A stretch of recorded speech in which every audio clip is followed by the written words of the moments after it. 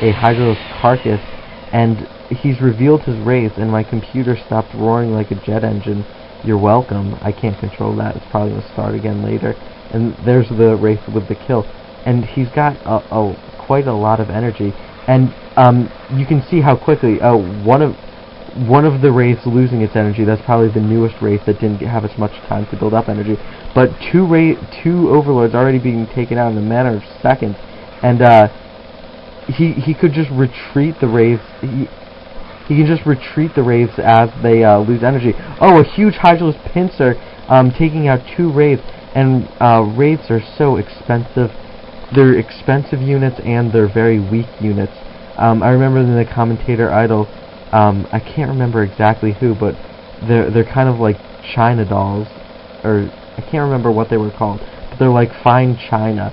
They're very nice and they're very pretty, but they are fragile. If you drop them, they explode. I remember one of the aspiring commentators took a lot of insults. He was insulted a lot for not recognizing a common build and giving it its own name when it's like a 7 or 8 year old build that's just quick cloaked raves, like one port cloaked raves, which is, you know, been around forever since people are like, hey, let's get cloaked raves as fast as possible. But I'm not here to make fun of my fellow commentators, and everyone who participated in Commentator Idol were good, and I hope they all continue. And I hope the second season of Commentator Idol comes up, actually.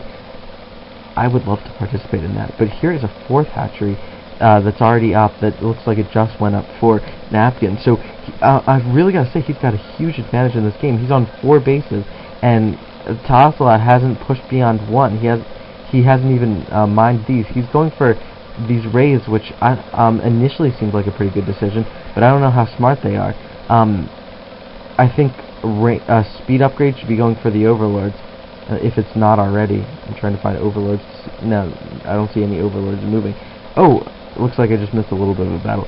Speed upgrade should be going for the overlords, but Hydra's speed and Hydra's is a great counter, and I bet he's happy he went that. And as long as, and here's a 5th hatchery. Napkin's just completely out expanding TehOcelot, and with 5 bases, I don't care if you lose 10 drones, you're still going to be at a pretty big advantage. And Hydros are +1 carapace, actually, so not +1 a needle. So he's not committing to the Hydros. He wants to at some point attack the hive. And there's a 6th hatchery. We're gonna have a 6 gas Zerg.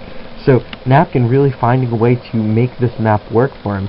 Now there are drop ships, but again, he's building a queen's nest.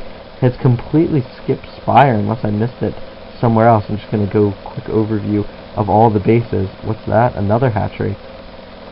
Just a quick overview of all the bases and the random overlord versus 1 base.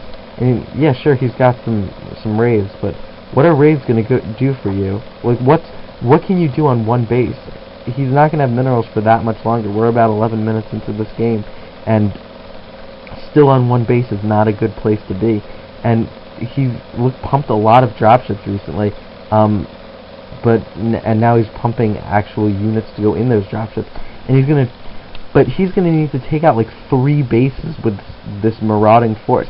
And this build is kind of reminding me of Corsair Reaver, because raids are mainly air-to-air, and he's going around, and there goes my computer sounding with the gen engine again.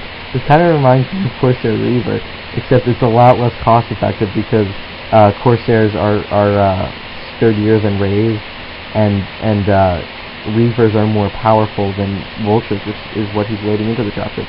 Meanwhile, he's actually mining, he's long-distance mining this mineral patch, actually these 2 mineral patches. He got 16 minerals on that trip, so 2 more trips, or 4 more drones mining that, and he'll be able to mine it out. If he spaces them better, it looks like he's just mining them en masse. But if Napkin can manage to open up an opening into TehOcelot's base, I think Team Attrition has a great chance of taking this first set. And I don't know what... Oh! He's building gas? I get that slight... I guess that's what he's doing. When you cancel an extractor, that drone's not holding what he was holding when he went into it. But that seems like a little bit of a waste of minerals, just to make that a little bit quicker of a transition. But whatever works for him. Here comes TehOcelot. Before anybody's ready. Hydros, by the way, are really good against raids, as you're seeing, and they're really good against vultures, and really tanks and marines are the things that Hydros fear. And I don't think there's either a tank or a marine on the map. And just with pure numbers, the vultures and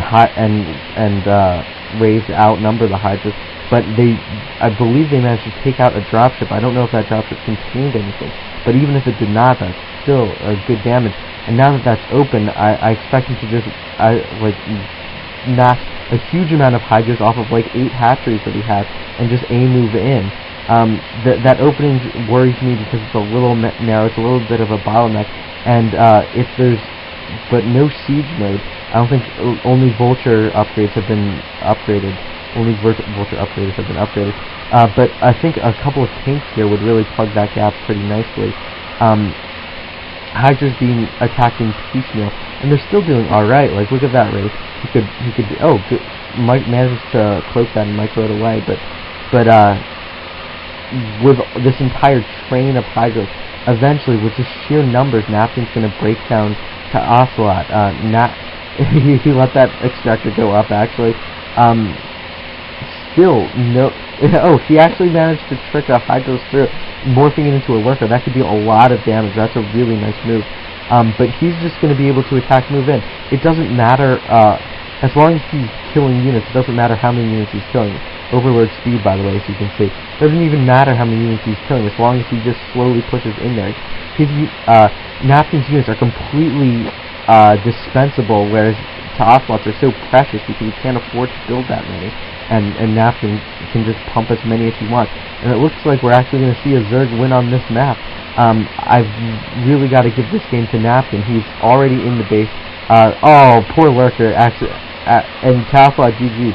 The lurker egg was on the other side, but the lurker glitched back to the wrong side. So Napkin wins that game, and TehOcelot, I think, not ambitious enough with floating buildings. He didn't take that into his advantage. And I think Napkin just out-expanded him and went completely unharassed. I think TehOcelot stayed in raids for a little bit too long, instead of switching over to dropships and dropship stuff. I just want to show you. Look, I only have 2 games. They haven't all been uploaded yet.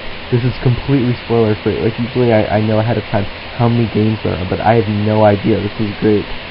So I'll see you in the next game, and thanks for watching.